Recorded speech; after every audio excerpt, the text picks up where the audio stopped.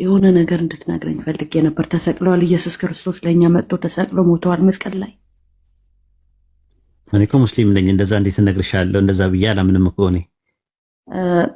አታምንም? አይነው ግን ይነው ማች ሞር ከክርስቲያን ጅስት ታውቀዋለህ ብዬ ስለማምን ነው። ነው አይነ እንደዛ ብዬ አላምንም። እንደውም ጥያቄ ነው ያለኝ ራሱ ማለት ነው። ይሄ በአዳም የዘላለም ሞት የሚባለው ኮንሴፕቱ ራሱ የመጣው በአዳም ኃጢአት ነው አይደል? የመጣው ጓድ መቀሌ አይደል? በአዳም የተነሳ ነው የዘላለም ሞት የራሱ ኮንሴፕቱ የመጣው ማለት ነው ጣጣው። አዎ። ስለዚህ በአዳም የተነሳ ከሆነ በአዳም የመጣው የዘላለም ሞት ክፍያ እዳውን የከፈለው ወይም ቤዛ የሆነው ማን ነው ብሎ ነው የሚያምኑት? ኢየሱስ ክርስቶስ። ኢየሱስ ክርስቶስ ነው። ጥሩ። አሁን ለምሳሌ እኔ 100 ብር ዕዳ ነበረብሽ አንቺ እኔ ላይ ማለት ነው 100 ብር ዕዳ ነበር። ከዛ አሲያ መጣችና በቃ እኔ ከፍልላታለሁ ግን ነፃ ውጣት ብላ 100 ብር ስትሰጠኝ አንቺ ነፃ ትወጫለሽ አይደል? አዎ። ከዛ 100 ብር ከፍላለሁ ብላ አሲያ መታ በጎን በኩል ካንቺ ጋር ከተነጋገረች በኋላ በሾርኔ መሆኑ ነው 25 ብሩን ሰጣኝ 75 ብሩን ተመልሳ ብትወስደው ዕዳው ተከፍሏል? አልተከፈለም። ኢየሱስ ለዘላለም ነው የሞተው ሲሞት ወይስ ለ3 ቀን ብቻ ነው የሞተው? ለ3 ቀን ነው የሞተው ወይስ ለዘላለም ነው የሞተው? ለ3 ቀን ሞቶ ተነሳ። አዎ፣ ግን ታዲያ ለዘላለም ነው መሞት የነበረበት። የዘላለም ሞት ዋጋው ክፍያው የዘላለም ሞት ነው መሆን ያለበት። ቤዛ ከሆነ አይን ስለ አይን ጥርስ ስለ ጥርስ በሚለው ቤዛ ክፍያ ከሆነ ዕዳው የዘላለም ሞት ከሆነ ከዘላለም ሞት ዕዳው ማንተን ማለት ያለበት ለዘላለም ሞት ነበረ መሆን የነበረበት። ግን ኢየሱስ በሶስተኛው ቀን ተነሳ ይላል። ያ ማለት ማጭበርበር ነው የሚሆነው። አልተከፈለም ዕዳው ማለት ነው። ዕዳው መከፈል ያለበት ለዘላለም ነበር ሞቶ መቅረት የነበረበት። ታዲያ ያ ሁሉ መጽሐፍ ቅዱስ ላይ ያለው ኮንሰፕት ያፈርሰዋል ማለት ነው። ይሄ ውድቅ ሆነ ማለት በአንድ ሰከንድ ሎጂካሊ ስጠይቂያቸው አንደኛ። ሁለተኛ ነገር ደግሞ ከእኔ ከፋርማሲ መጥቼ የጨጓራ በሽታ ዋጨው አልኩሽ። ምንድነው የምትይኝ አንቺ? ምንድነው የምትይኝ እንደዛ ብለሽ? ምንድን ድገምልኝ። የጨጓራ በሽታ ጨጓራ ያምሻል እንዴ አንቺ? ጨጓራ፣ ስኳር ወይ ደም ብዛት ምን አለብሽ አንቺ? ኧረ ምንም የለብኝም፣ ደህና ነኝ። ምንም የለብሽም። እኔ ደግሞ የጨጓራ የስኳርና የደም ብዛት መድኃኒት ይዤ የመጣውና ዋጨው አልኩሽ። ምን ትይኛለሽ? ለምን ብዬ ጠይቃለሁ። ኦኬ፣ ለምን ብለሽ ለምንድን ነው የምጠይቂኝ? መጀመሪያ ምንድነው ማለት መድኃኒቱን ከመቀበል በፊት መጀመሪያ ስለምን መነጋገር አለብን? ስለ መድኃኒቱ ምንነቱ፣ ለምን እንደምወጣው፣ ለምን እንደምትሰጠው መጀመሪያ በሽተኛ መሆንሽ መታወቅ አለበት አይደለ? ጨጓራ በሽተኛ ሳትሆኝ ደም ብዛትም የስኳር በሽተኛም ሳትሆኝ መድኃኒት የሚለው ላይ ከመነጋገራችን በፊት እኔ አሞኛል ወይስ አላመመኝም ነው ጥያቄው።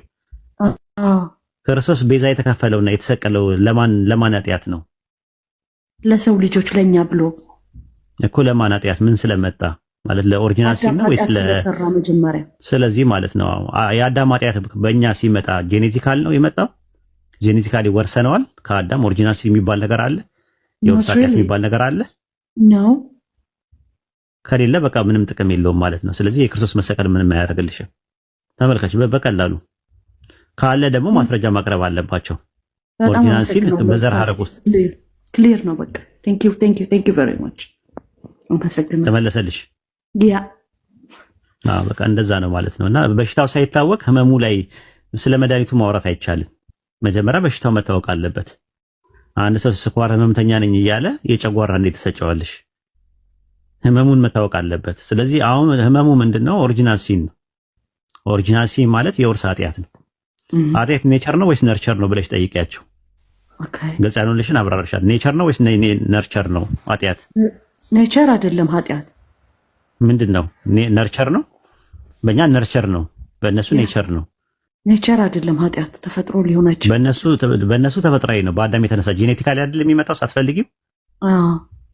አዎ፣ ስለዚህ ሳትፈልጊ ነው። በእነሱ ትምህርት ማለት ነው። መጽሐፍ ቅዱስን ታዩና በእነሱ ትምህርት አንድ ሰው ኃጢአት የሚሰራው ኃጢአተኛ ስለሆነ ነው፣ በአዳም የተነሳ አይደል? ስለዚህ በተፈጥሮ ውስጥ ያለ ነገር ከሆነ ምንድነው መቆጣጠር ይችላል፣ አለመስራት ይችላል ነው። አንቺ አለመሽናት ትችያለሽ? አልችልም። አለመተኛ ትችያለሽ? ነው። ለምን አለመተኛ ታልቻልሽው? ለምንድን ነው? የተፈጥሯችን እንትን ነው። ኔቸር በተፈጥሮ ላይ የተቀመጠ ኃጢአት በተፈጥሮ ውስጥ ካለ ኃጢአት ሰርተሃል ተብሎ የሚቀጣበትና የሚጠየቅበት አንዳች ምክንያት አንዳች ቆብ የለውም። ልክ አይደለም። ስለዚህ እኛ የምንለው በኢስላም አስተምሮት ሰው ኃጢአት ሲሰራ ነው ኃጢአተኛ የሚሆነው እንጂ ኃጢአተኛ ስለሆነ አይደለም ኃጢአት የሚሰራው። ልዩነቱን አየሽው? ልዩነቱን አየሽው? አዎ በጣም ክሊር ነው። እስቲ ድገሚው። ምንድን ነው ያልኩሽ? ሰው ኃጢአተኛ ስለሆነ ሳይሆን ኃጢአት የሚሰራው ከእንትን የፈጠረው ያመጣው ነገር ኃጢአት ሲሰራ ነው ኃጢአተኛ የሚሆነው። ኤግዛክትሊ። በቃ ስለዚህ ልዩነቱ አለው ማለት ነው። እኛ ኃጢአት ምንድነው ብለን የምናምነው ነርቸር ነው ብለን ነው የምናምነው። ኃጢአት ማለት አላህ ያዘዘውን መልካም ነገር አለማድረግ፣ አላህ የከለከለውን ክፉ ነገር ማድረግ ኃጢአት ይሰኛል ማለት ነው። ኃጢአት ለመባል መጀመሪያ ይሄ ነገር ሐራም ነው፣ ይሄ ነገር ሐላል ነው፣ ይሄ ነገር ሙባህ ነው፣ ይሄ ነገር ሙስተሃብ ነው፣ ይሄ ነገር መክሩ ነው ብሎ የሚነግረን አካል ያስፈልጋል። መልእክቱን መስማት አለበት። አንድ ሰው በማያውቀው ነገር በሌለበት መመደድ የአዳምን ገፈትና አበሳ ቀማሽ ነው ተብሎ አይባልም። ራሱ የሱን ገፈትና አበሳ የሚቀምስበት ምንም ነገር የለውም ራሱ ማለት ነው። ዕዳው ገብስ ነው የሚባለው ነገር ማለት ነው። እና ይሄ ምንድነው የደቦ ፍርድ ነው የሚሆነው። ፍርዱ ልክ አይደለም ነው ምንድነው እኛ። ስለዚህ በአዳም የተነሳ ምንም የመጣብኝ ኃጢአት የለም። ኃጢአት ኔቸር ሳይሆን ነርቸር ነው። ሲን የሚባለው ነገር ያለው ሲን አክቹዋል ሲን ብቻ ነው። የግብር ኃጢአት ነው። ኦሪጂናል ሲን ወይም ጥንተ አብሶ ወይም ደግሞ የውርስ ኃጢአት የሚባል ነገር እኔ ጋር የለም። እኔ ነኝ የምሰራው፣ እኔ ነኝ የምጠየቀው። ከኔ ከማንም የሚመጣ ነገር የለም። አዳም ለሰራው ኃጢአት ንስሐ ገብቷል በእኛ አስተምሮት ማለት ነው። ለምንድን ነው ጀነት ያላስገባው? መጀመሪያም ሲፈጥረው ጀነት አይደለም ያኖረው፣ ለማኖር አይደለም የፈጠረው፣ ለፈተና ነው እዛ የገባው። ፈተናውን ቢያልፍም ባያልፍም መውጣቱ አይቀርም። ለመላእክትም እንደዛ ነው ያላቸው፣ በምድር ላይ ምትክን አድራጊ ነኝና ብሎ ስላላቸው ማለት ነው። አደምና ሙሳም ሲከራከሩ እንደዛ ነው ያለው። እኔ አስቀድሞ እንደወጣ ተቀድሮብኛል ከ40 ዓመት በፊት ነው ያለው። ስለዚህ አዳም ጀነት ሲገባ በመልካም ስራው አይደለም የገባው። እንደኛው በመልካም ስራ ነው አይደል? በመልካም ስራ ወይም እምነት ምናምን ይጠይቃል። አደም ግን ሲገባ በምርጫው አይደለም የገባው። ሲወጣም ደግሞ ያለ ምርጫው ነው ራሱ የሚወጣው። ሲወጣም ማለት ነው እንትን ኃጢአት መስራቱ ሰበብ ነው። ለአላህ ላይ አመፀ። ሱረቱ በቀራ ምዕራፍ 2 ቁጥር 35 ላይም እንደዛ ነው። እንዳትሰሩ አላቸው። ብትሰሩ ብትበሉ ይሄንን ነገር ከበደለኞቹ ትሆናላችሁ ነው ያለው። ለበደለኞች ደግሞ የተዘጋጀ ሰዓት ስለነበረ ለዛ ነገር ባትምረን ከከሳሪዎቹ እንሆናለን ብለው ንስሐ ገቡ። አላህ ንስሐቸውን ተቀበለ ማለት ነው። ይሄ ነው ትምህርታችን ማለት ነውና ከዛ አንፃር ነው የሚታየው የኛ ያለው የሃርማቲዮሎጂ ትምህርት ወይም ስነ ኃጢአት ጥናት የሚባለው ነገር በጣም ጥልልና ጥንፍፍ ያለ ነገር ነው። እኛም እዚህ መተን ለማጥለልና ለማጠንፈፍ ነው ቁጭ ያልነውና በርቺ። እሺ አመሰግናለሁ።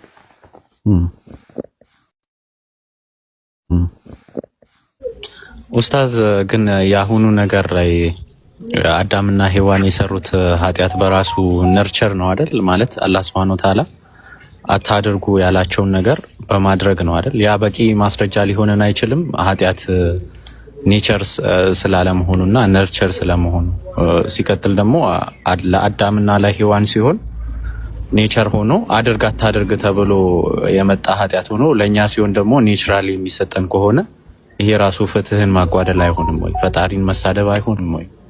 አዎ ልክ ነው። እንደዛ ነው። ሱረቱል አሕዛብ ምዕራፍ 33 ቁጥር 33 ላይ እንደዛ ነው። በእርሱ በተሳሳታችሁበት ነገር በእናንተ ላይ ኃጢአት የለባችሁም፣ ነገር ግን ልባችሁ አውቆ በሰሩት ኃጢአት ይሆንባችኋል አለ።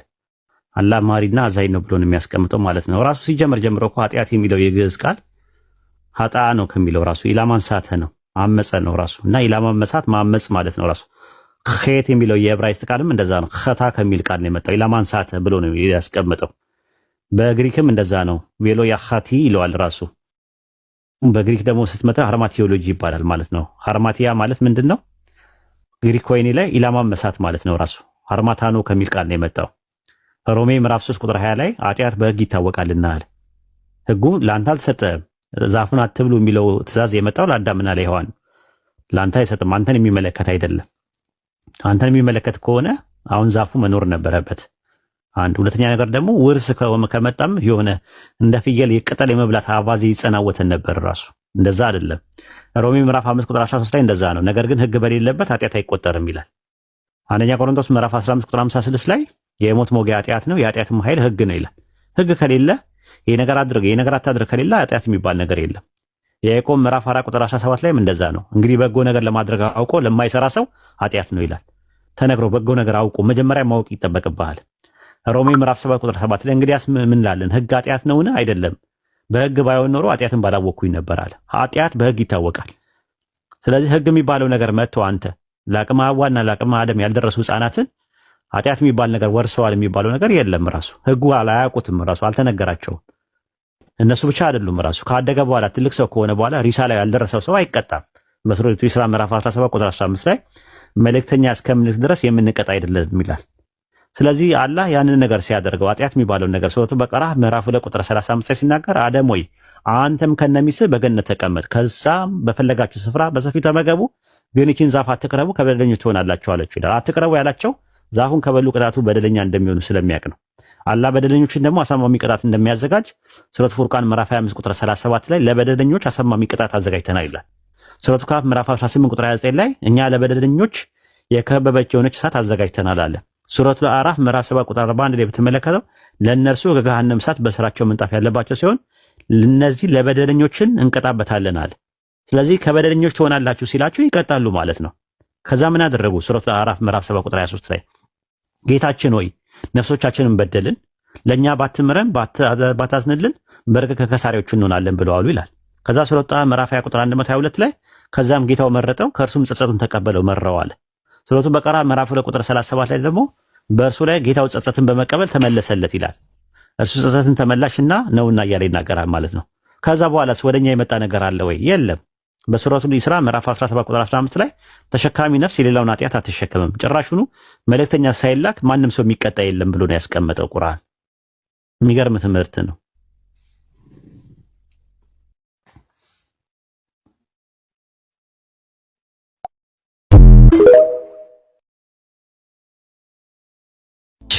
እኔ ከበድ ያለ ጥያቄ ማስበው ማለት ነው። ይህን ጥያቄ በእርግጥ በሁለቱም ነው የምትመልስልኝ፣ በመጽሐፍ ቅዱስም በቁርአንም በሁለቱም ብትመልስልኝ አሪፍ ነው።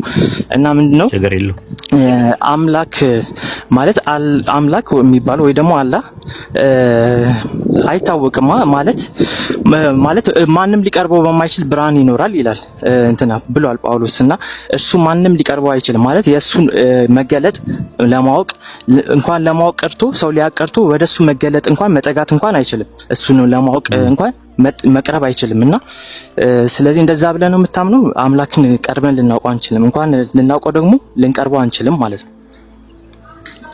በእኛ በኢስላም አስተምሮት ያው ሁዱር የሚባል ነገር አለ፣ መገኘት፣ ፕሬዘንሱ በሁለት ነው ራሱ አርገን የምናስቀምጠው ማለት ነው። የመጀመሪያው ይሄ እንትን የሚባል አለ፣ ራሱ ኢላህ የሚባል ነገር አለ። ራሱ ኢላህ ማለት ትራንሰንደንስ ማለት ነው። ፕሬዘንስ የሚባል አለ። ትራንሰንደንስ ፕሬዘንስ ማለት አምላክ ከታይምና ከስፔስ በላይና ውጭ ነው ብለን ነው የምናምነው። በምን በዛቱ ማለት ነው። በዛቴ ኡሉ የሚባል ነገር አለ፣ ለዋላይነቱ ማለት ነው። ከሁሉ በላይ ነው ብለን ነው የምናምነው። ሱረቱ በቀራ ምዕራፍ 2 ቁጥር 255 ላይ ማየት ትችላለህ። ሱረቱ አዕላ ምዕራፍ 87 ቁጥር 1 ላይ ማየት ትችላለህ። ከሁሉ በላይ የሆነ ጌታን ስም አሞግስ ነው የሚለው። ስለዚህ ከዚህ አንፃር አላህ ምንድነው በዛቱ ከፍጥረት ውጪና ከፍጥረት በላይ ነው ብለን ነው የምናምነው። አላህ በቁርአን ውስጥም በሱረቱ ሐዲድ ምዕራፍ 57 ቁጥር 3 ላይ ስትመለከተው እርሱ ግልጽም ስውርም ነው ብሎ ያስቀመጠው። ስውር የሚሆንበት ምክንያት ምንድነው? በዛቱ ማንም ሰው አያውቀውም፣ ከፍጥረት ውጪ ነው ያለው ራሱ ማለት ነውና እንደዛ ነው። እንደና ደግሞ ሙላዚም ይባላል፣ ቅርብ ነው እሱ ብለን ኢማነንት ይባላል። ኢማነንት ፕሬዘንስ የሚባል ነገር አለ። ኢማነንስ ፕሬዘንስ የሚባለው ነገር ምንድነው? አላህ ቅርብ ነው ራሱ። በምንድነው ቅርብ ሲባል ተፋኡል የሚባል አለ፣ መስተጋብር ኢንተራክሽን ማለት ነው። ታሉቅ የሚባል አለ፣ ግንኙነት ሪሌሽን ማለት ነው። ተዋሱል የሚባል አለ፣ ተግባቦት ኮሚኒኬት ያደርገናል እኛን። ይሄ ምን ይባላል? በእንትን አምላካችን አላህ ብዙ ቦታ ላይ እንደዚህ ሲናገር ለምሳሌ ሱረቱ ሐዲድ ምዕራፍ 57 ቁጥር 4 ላይ እርሱም የትን ብትሆኑ ከእናንተ ጋር ነው፣ አላህ የምትሰሩትን ሁሉ ተመልካች ነው ይላል። ሱረቱ በቀራ ምዕራፍ 2 ቁጥር 115 ላይም እንደዛ ነው። ምስራቁም ምዕራቡም ያላህ ነው፣ ፊቶቻችሁን ወደ የትም ቦታ ብታዞሩ ያላህ ፊት እዚያ ነው ይላል። ሌላ ቦታ ላይ ደግሞ ከደም ጋኑ ይልቅ እኛ ቅርብ ነን ይላል አላህ ሲናገር። ስለዚህ በባህሪያቱ ከኛ ጋር ባለው ግንኙነት አላህ በደንብ ተፋኡል የሚባል አለ፣ መስተጋብር አለው ከኛ ጋር ማለት ነው። ያያል፣ ይሰማል፣ ያውቃል፣ ችሎታው አለው። ታሉቅ የሚባለው ደግሞ ግንኙነት ነው ራሱ። ነቢያቶችን ይልካል እንትን ይላል ማለት ነው። ሌላው ደግሞ ተዋሱል ነው፣ ይናገራል፣ ሪሊ የሚናገር ነው። ሲፈቱል ከላም አለው፣ የመናገር ባህሪ አለው፣ ያናግራል። ዲቫይን ሬቨሌሽኖችን እንትን ይላል፣ መጽሐፍቶችን ያወርዳል፣ ተግባቦት አለው ራሱ። ተዋሱል ማለት የኮሙኒኬሽን ማለት ነው። ይሄ ነው ትምህርታችን ማለት ነው። እዚህ ጋር ያልገባ ነገር ካለ መጀመሪያ በእስላም ላይ እንጨርስና ወደ ክርስትናው መሄድ እንችላለን ማለት ነው፣ ጁዶ ክርስቲያን ትራዲሽን ውስጥ ያለውን። እሺ የኔ ጥያቄ ግን ምን መሰለህ፣ አሁን አምላክ የማንም ሊቀርበው በማይችል ብርሃን ይኖራል ተብሏልና መጀመሪያ የኛውን ጨርሰውና በኢስላም ላይ ያለው ግልጽ ነው ወይስ ወደ ባይብል ንግባ? እሺ በኢስላም ላይ ያለውን ግልጽ አድርግልኝ። ማለት አምላክን እኛ አምላክ እንደሚያውቅ ማወቅ እንችላለን። አምላክ እንደሚወድ ወይ እንደማይወድ የሱን ያ ስሜት እንዳለው ማወቅ እንችላለን። አምላክ ደግሞ እንደሚናገር እንደማይናገር ራሱ ማወቅ እንችላለን። አሁን ማለት ይሄን ከመላእክት አንፃር ማየት ይቻላል። የሚናገረው አሁን እንዴት ነው የሚናገረው? በመላእክት በኩል ነው አይደል? በሶስት አይነት መንገድ ነው የሚናገረው። በሱረቱ ሹራ ምዕራፍ 42 ቁጥር 51 ላይ እንደዛ ነው የሚናገረው። አንደኛ በራእይ ነው፣ ሁለተኛ ከግርዶሽ በስተኋላ ነው፣ ሶስተኛ መልእክተኛ መልአክን ይልክና በብዛ አማካኝነት ነብይን ያናገራል ማለት ነው። በሶስት አይነት ነው። በራእይ ማለት ወይ በህልም ሊሆን ይችላል፣ ወይ ደግሞ በተመስጦ ሳያስቡት ውስድ ያረጋቸውና በራእይ ሊሆን ይችላል። ሁለተኛ ደግሞ ከግርዶሽ በስተኋላ ማለት ያለ ራእይ ያለ መልአክ ቀጥታ ድምጽ እያሰማ። ለምሳሌ ሙሳ አለይሂ ሰላም ስትመለከተውና ረሱል ሰለላሁ ዐለይሂ ወሰለም ለሌሊቱል ኢስራ ወል ሚዕራጅ ላይ ወይ ደግሞ አደም አለይሂ ሰላምን ሲያናገራቸው እነዚህ ሶስቱን ሲያናገራቸው ቀጥታ ነው ያናገራቸው ከግርዶሽ በስተኋላ ማለት ነው። ሳያዩት ግርዶሽ ወይም ደግሞ ኑር ብርሃን በማሳየት በዛ ድምጽ ይሰሙ ነበር ማለት ነው። ይሄ ሁለተኛው ነው። ሶስተኛውና የመጨረሻው ደግሞ መልእክተኛ መልአክ ይልካል።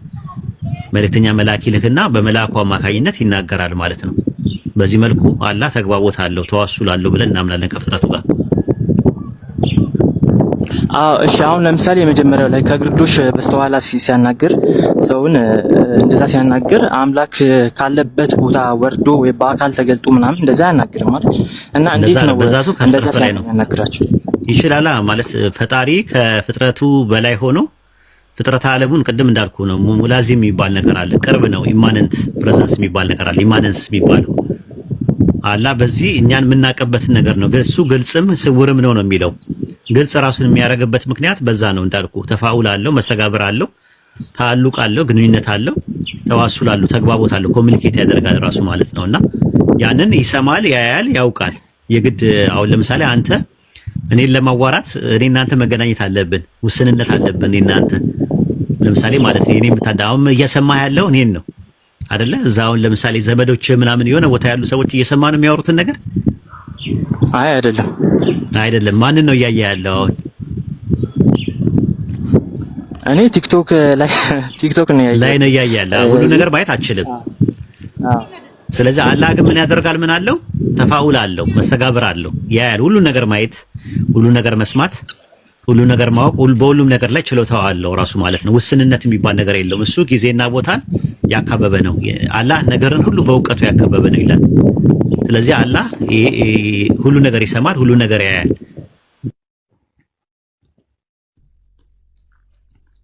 አሁን እሱ ሁሉም ነገር እንደሚሰማና ሁሉም ነገር እንደሚያይ ወይም ደግሞ ሁሉም ነገር እንደሚያውቅ እኛ እንዴት ማወቅ እንችላለን? አምላክ ማንን አንደኛ ዱዓችን መቅቡል ሲሆን ማለት ነው። ዱዓችን አንደኛ መቅቡል ሲሆን ጸሎታችን ምላሽ ሲያደርግ፣ ሁለተኛ ነገር ደግሞ በነቢያቱ አማካኝነት የተናገረው ንግግር ራሱ ማለት ህይወታችንን እየመራ ነው ያለው ሙሐከማቶቹ ማለት ነው። ለምሳሌ አህካም የሚባሉ ነገሮች አሉ። ይሄ ነገር ሐላል ነው፣ ይሄ ነገር ሐራም ነው፣ ይሄ ነገር ጥቅም አለው፣ ይሄ ነገር ጉዳት አለው ብሎ የነገረን ነገር በዛ ማወቅ እንችላለን ራሱ ማለት ነው። እና ዱዓችንን እንትን ሲለው ማለት ነው የነገረን ነገር ፕራክቲካል ኤቪደንሶችም አሉ ራሱ። ለምሳሌ ዚክር ማብዛት ቀልብ እንደሚያረጥብ ነግሮናል፣ በህይወታችን አይተናል። እሱን ነገሮች ሳቲስፋክሽን እንዳለው ልቦች አላህን በማውሳት ይረካሉ ይላል።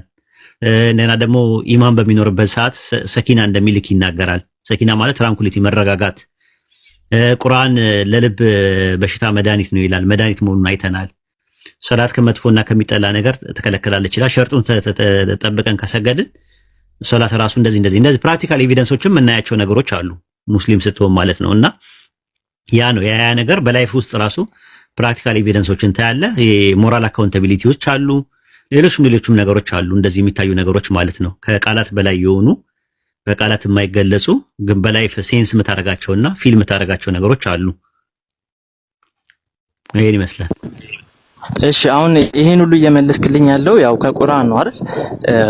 በቁርአን መሰረት ነው። ቁርአንና ሐዲስ ያላ ቃል ነው ከሚለው ተነስተ ማለት ነው።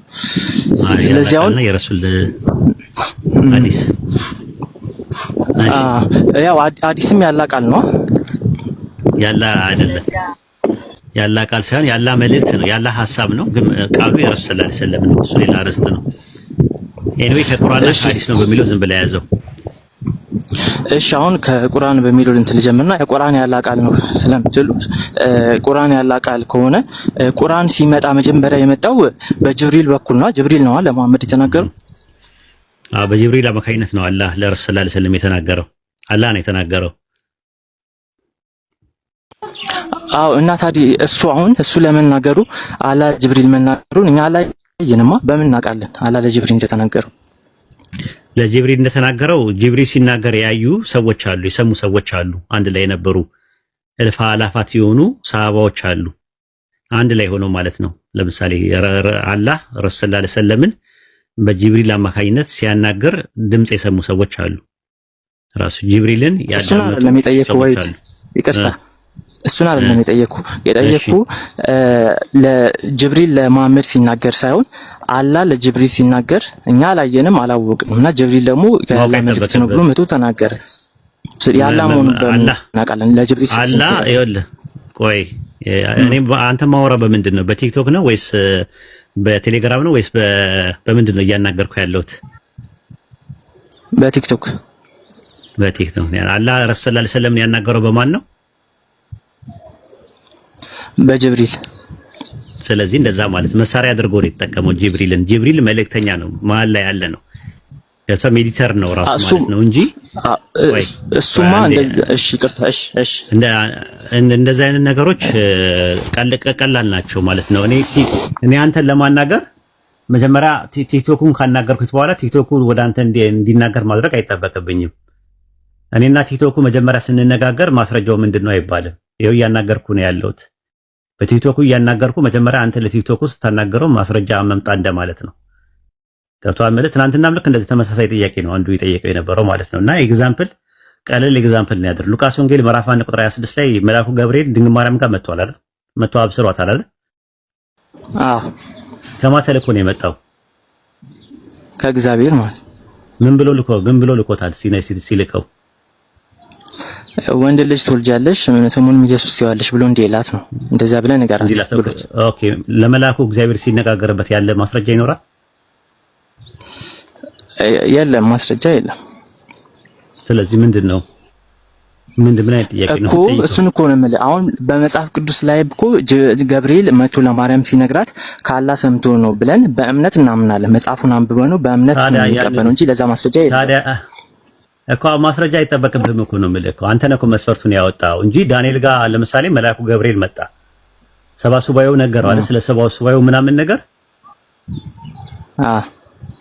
ነገረው። ከማን ተልኮ ነው የነገረው መልአኩ? ያው ከእግዚአብሔር መላእክት ሁሉ ሲመጡ ከእግዚአብሔር ተልከው ነው ወይ ከአምላክ ወይ ከአላህ ተልከው ነው የሚመጡት ብለን ነው የምናምነው። ስለዚህ አሁን የምታውቀው በውጤቱ ነው ሲራክዬ የምታውቀው እንጂ አሁን አንድ ነገር ሲነጋገሩበት መልአኩ ከእግዚአብሔር ጋር የተነጋገረበትን ማስረጃ አምጣ አይባልም። ትክክል አይደለም። ፎርስ ስታንዳርድ ነው።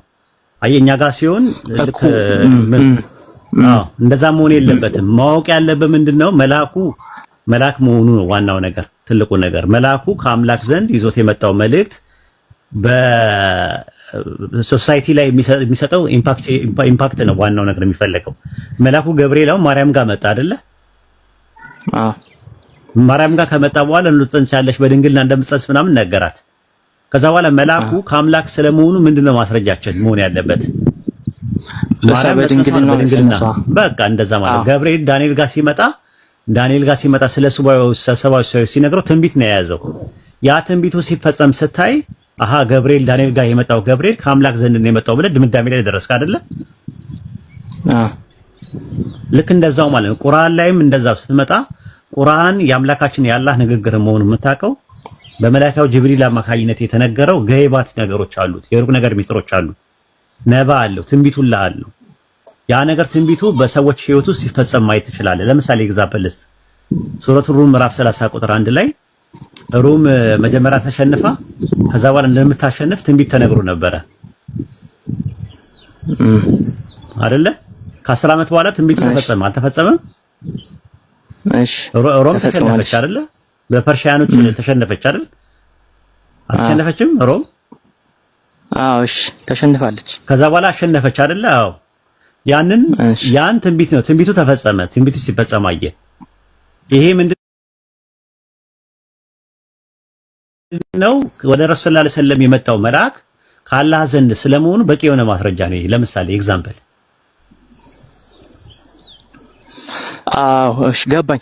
ግን አሁን ምን መሰለህ የኔ ጥያቄ ደግሞ ዋና አሁን ለረሱል የመጣው መልአክ ከአላህ ዘንድ ለመሆኑ ወይም ደግሞ ለማርያም የመጣው መልአክ ገብርኤል ከአላህ ዘንድ ለመሆኑ ማስረጃው በውጤቱ መሰረት እንደዚህ ማወቅ ይቻላል።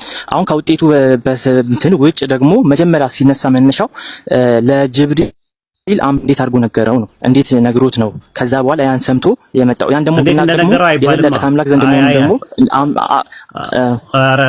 አምላክ መኖሩን እናውቃለና መጀመሪያ ከአምላክ እንዴት ሲነገር ማለት እንዲህ ሊሆን አይችልም ማለት ሲራኪ ኤግዛምፕል ልስጥ እዚህ ላይ ያመጣው ላይ ኤግዛምፕል ልስጥ።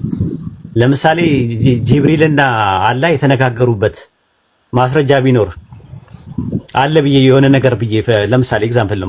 ማርያምና ወደ ማርያም መልአኩ ከመምጣቱ በፊት ለገብርኤል እግዚአብሔር የተናገረው ንግግር ይሄ ነው ተብሎ ቢነገር አንተ በቦታው እስካልነበርክ ድረስ ለአንተ የሚጠቅም ነገር አለ?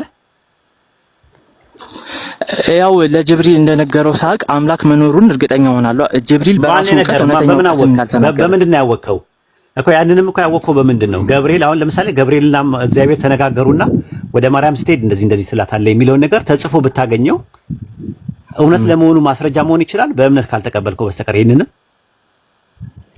እውነት ለመሆኑ ማስረጃ ይሄንኛው አይችልም። ግን ከዚህ የበለጠ ከሆነ ሌላ ረቀቅ ያለ ሐሳብ አምላክን የሚገልጽ እምነትን ሊያጠናክርልኝ ይችላል ነው እንጂ የሚባለው ለማወቅ አይረዳህም። ለማወቅ አሁንም ከእምነት የዘለለ ነገር የለውም። አሁንም እምነት ነው፣ ኢማን ነው። አሁንም እምነት ነው የሚሆነው እንጂ አንተ የበለጠ ኮንፈርሜሽን የሆነ ታንጀብል የሆነ ፕሩፍ ወይም በአምስቱ ስሜት ሕዋሳት ቼክ አድርገህ የምታረጋግጠው ነገር አይደለም የሚሆነው። ይሄም ማለት ነው የሚመጣው ማለት ነው። ግን ስታንዳርዱ ልክ አይደለም ነው የምልህ። አንድ መልአክ መሆኑ መልአክ ነው ከተባለ በቂ ነው። ከዛ ይዞት የመጣው መልእክት ነው የሚታየው የሚፈተሸው ማለት ነው። እንትን ኮፒ ሊንክ አድርጉልኝ ያ ጀማ ዋርኒንግ እየሰጠኝ ነው አሁን ለሁለተኛ ጊዜ ሲያመጣ ማለት ነው። እና ግልጽ ነው። አዎ ግልጽ ነው። ግን ከጅብሪል ወይ መልአኩ ከአምላክ እንዴት እንደሰማ ምናምን ማወቅ አይቻልም ነው በአጠቃላይ አንተ እንትና አልተገለጸም እንጂ ነው አልተገለጸም።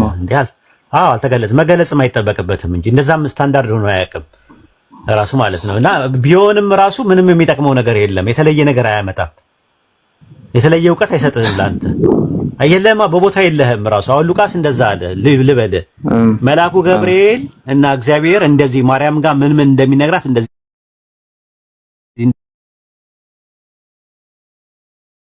በቦታውም አልነበረም። እንኳን አይደለም እግዚአብሔርና ገብርኤል ሲነጋገሩ ሊሰማ ይቀርና ማለት ነው። ነብይ አይደለ ወይ ደግሞ የክርስቶስ ሐዋርያ አይደለም። የጳውሎስ ተማሪ ነበረ። ጳውሎስ ራሱ የክርስቶስ ሐዋርያ አልነበረም፣ በቦታው አልነበረም ራሱ። ኢየሱስ 12 ሐዋርያት ነው ራሱ ሴሌክት ያደረገው ካስት ያደረገው የመረጠው። ስለዚህ እንደዛ ሊሆን አይችልም። እና አንዳንድ ነገሮችን ሎጂካሊ ልንቀበላቸው እንችላለን። ግን ከሎጂክ ያለፉ ነገሮች ደግሞ አሉ። እምነት ላይ ስትመጣ ከሎጂክ ያለፉ ነገሮች ራሱ ማለት ነው። ለምሳሌ እንዴት እሺ ቀጥል።